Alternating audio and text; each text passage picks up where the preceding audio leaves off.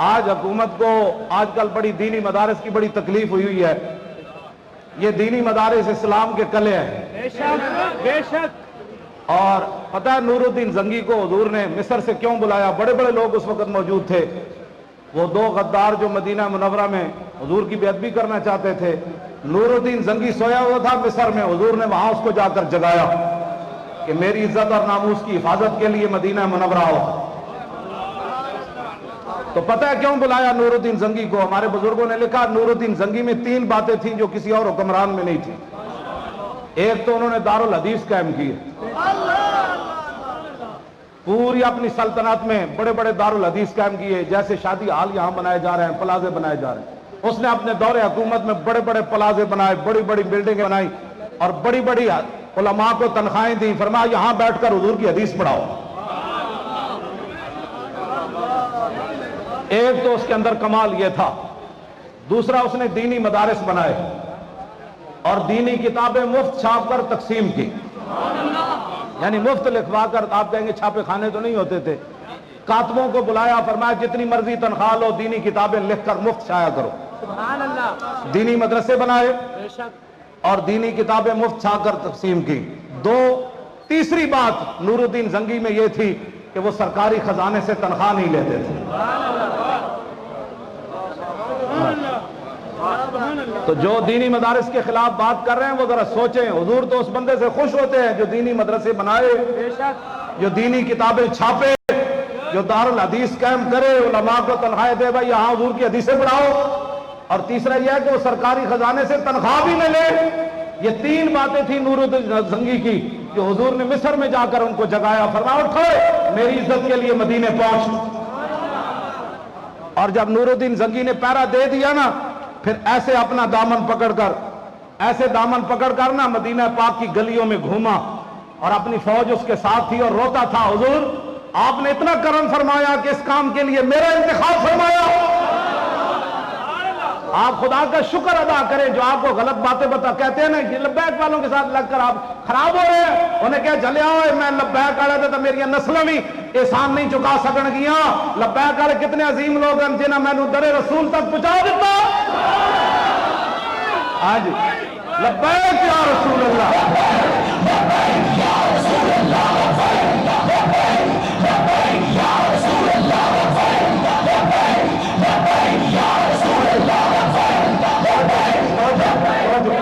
آپ دیکھ رہے ہیں کتنے پسینہ آئے ہوئے ہیں آپ کو بھی، لیکن میں دیکھ رہا ہوں کہ یہ بوتل لینے کے لیے تیار کوئی نہیں ہے ہمارے بچے. میں دیکھ رہا ہوں کئی لڑکوں کو کہتا ہے لے لو، انہیں کہا یار چھوڑو، جیڑا مینو پیاس میری بجھ رہی نا لبیک دے نعرے نہ پانی کی بجائے.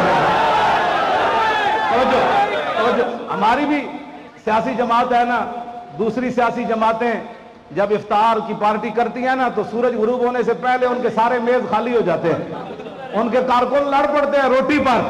یہ محمد عربی کے غلام ہے، سامنے پسینہ بھی آ رہا ہے اور ہر درجے کی گرمی بھی ہے، لیکن ٹھنڈی بوتل لینے کے لیے بھی تیار نہیں ہے. یہ ہے بدبینی.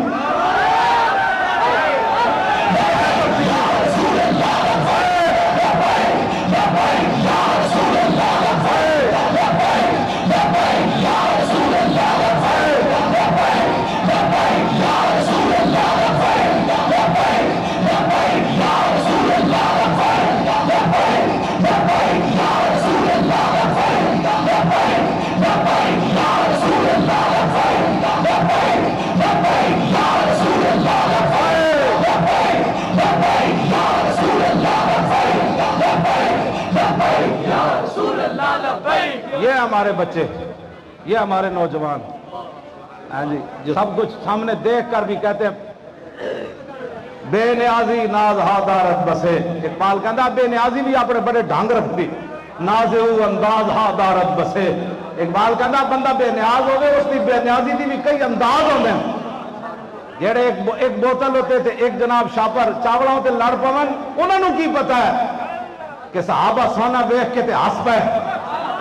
فرمایا یہ اللہ رسول کا دشمن ہمارا امتحان لینا چاہتا ہے کہ ہم سونے کی طرف دوڑنے والے ہیں. ہم نے جن محبوب کا کلمہ پڑھا ہے انہوں نے ہماری نگاہوں میں سونا اور مٹی برابر کر دیا. یا رسول اللہ،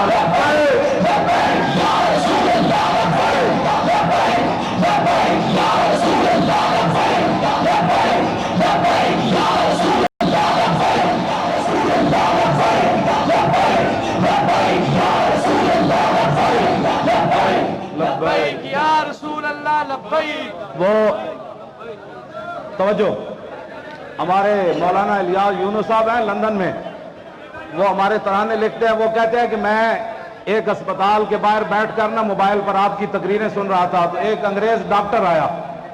اس نے جب آپ کو دیکھا اور مجمع کو دیکھا کہ ایسے ایسے کر رہے ہیں نبے، اس نے کہا مجھے اور تو پتہ نہیں لیکن یہ بندہ جو نعرے لگوا رہا ہے یہ بہت بڑا کوئی ڈاکٹر ہے. انہوں نے کہا یہ مولوی صاحب ہیں، ڈاکٹر تو نہیں ہے. اس نے کہا ہماری سائنس اور ڈاکٹری میں یہ ہے کہ جو بندہ ایسے ایسے کرتا ہے اس کو دل کی بیماری نہیں ہوتی.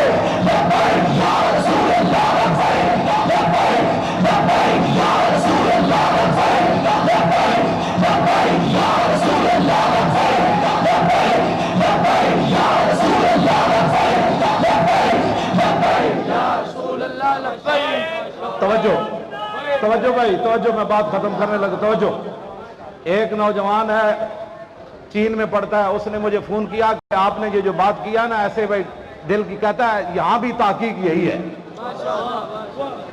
اب پوری دنیا میں تحقیق یہی، ہمیں تو کسی نے بھی نہیں بتایا. ہم بعد میں ڈاکٹروں کو پتہ چلا بھائی ایسے ہوتا ہے. ہم نے تو ڈاکٹروں کو بغیر ایسے شروع کیا بھائی، ایسے شروع کیا جی. ہاں جی، ہمیں تو کسی نے بعد میں لوگوں کو پتہ چلا کہ یہ ہوتا ہے. ہمیں کہا جیسے مرضی ہوتا ہے، ہر کجا بھی نہیں. اقبال کہتا ہر کجا بھی نہیں جہاں میں رنگ و بو، آنکھ از خاکش بروجب جستجو، یاز نور مصطفیٰ اورا بہارت، یا ہنوز اندر تلاش مصطفیٰ. اقبال کہتا جو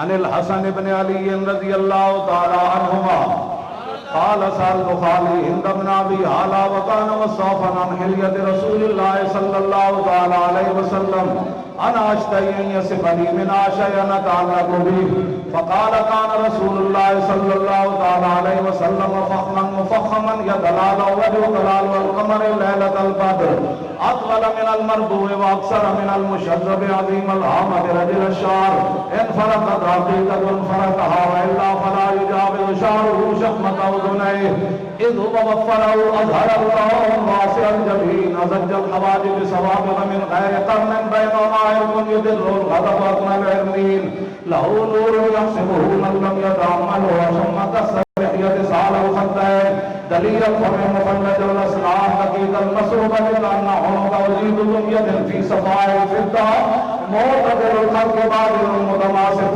سواء المغن والصدر عريض الصدر بعيد ما بين منكبين ضخم القرابيس انور المتجرد موصول ما بين اللبة والسرة بشعر يجري كالخط عاري الصديين والبدر مما سوى ذلك شر الذراعين والمنكبين وعال الصدر طويل الزندين رحم الراحة شصر الكفين والقدمين سائل الاطراف او قال شاعر الاطراف خمسان اللحم سيف سيح القدمين ينظم الله لا زال زال قلا يخطو تكيفا ويمشي هونا قريب المشية اذا مشى كانما ينخط من سبب بين التفت التفت جميعا خافض الطرف النظر الى الارض اكثر من نظر الى السماء جل نظر الملاحظة يسوق واصحابه يقطع وقت الصلاة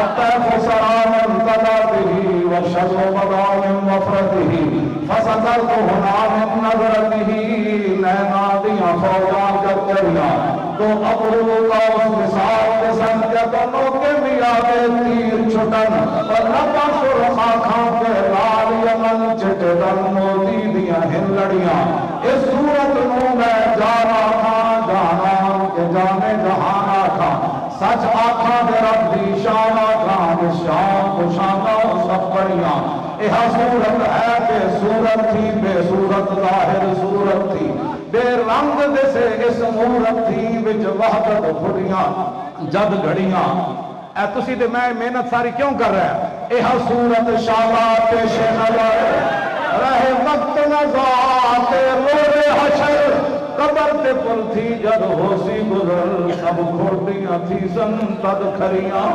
لاہو مخت و مخطط گرد یمن من بھامری جلک دکھاؤ سجن اور مٹھیاں گالی الاؤ مٹھن جو ہمراہ بادی سن کریاں انہ سکھدیاں تے گرلابیاں تے لکھواری صدقے جاندیاں تے انہ بردیاں مفت وکاندیاں تے شلبت بھی آمن او گھڑیاں مولوی ہوئے تو بندہ ہی جو ہوئے سبحان اللہ ما اکملکا ما سنگا ما اکملکا اور کتھے مہر علی کتھے تیری سنا مستاق جناب کتھے جا گئیاں اور لکھیا پڑھیا سب بلا رہی مولانا نو کتنا ڈرائے ہونا ہے لوگ او مولی صاحب نو بلا رہے ہو وہ تو بڑا حالات خراب ہو جانے تو انہاں پھر کو جواب کی دیتا انہاں لکھیا پڑھیا سب بھلا رہی اور ایک نام سجن دا گا رہی رگ رگ تے لولو ساہانال لگیا تے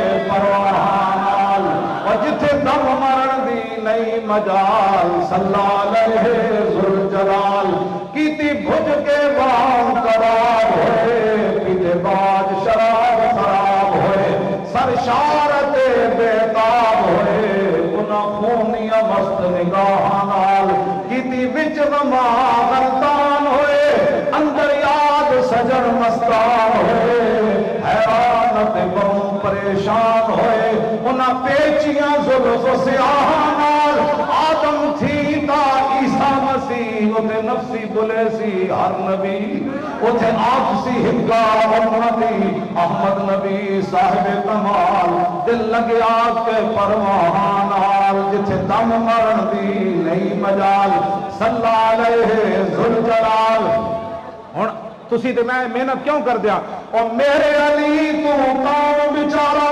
اور نپٹ لاشا تے اوگن ہارا اور سر دے چاکے تم ایبا دا بھارا لامی پری تو شاہانا دل لگیا پہ پروانال اے جڑی حدیث پاک میں پڑھی دا ترجمہ کچھ تے پیر میرے لیے شاہ صاحب کیتا اور اعلیٰ حضرت بریلوی کی ترجمہ کیتا اس آپ کا خمیں تاب و توان ٹوٹ گیا اور کاپا ید بیدا کے عصا چھوٹ گیا اور جنبش ہوئی کس مہر کی انگلی کو رضا اور بجلی سی گری شیشہ مہ ٹوٹ گیا نور رخ سرور کا جب جلوہ ہے آٹھوں پیر اس کوچے میں دن رہتا ہے یہ شام مدینہ نہ سمجھنا اے دل دل عاشق کا دھواں چھاتا ہے پرواز میں مدحت شاہ جب میں آؤں تارش پر فکر رسا سے جاؤں مضمون کی بندش تو میسر ہے رضا وہ کافی کا کر کے دل کہاں سے لاؤں آگے درے گنگا سے عدم ڈوب گیا اور رشک لبے لانی سے یمن ڈوب گیا اور خجلت یہ ہوئی کہ دیکھ کے روئے شاہ کو شبنم کے پسینے میں چمن ڈوب گیا تاج دارے ختم